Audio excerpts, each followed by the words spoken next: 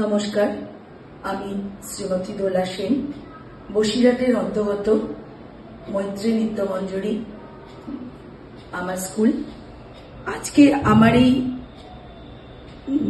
বিজ্ঞপ্তি ভীষণ আনন্দের, কেননা আগামী 21শে নভেম্বর গুরু গোবিন্দন কর্তৃক নৃত্য সম্মান পাওয়ার জন্য পরিষদ থেকে আমি একটি ডাক পেয়েছি।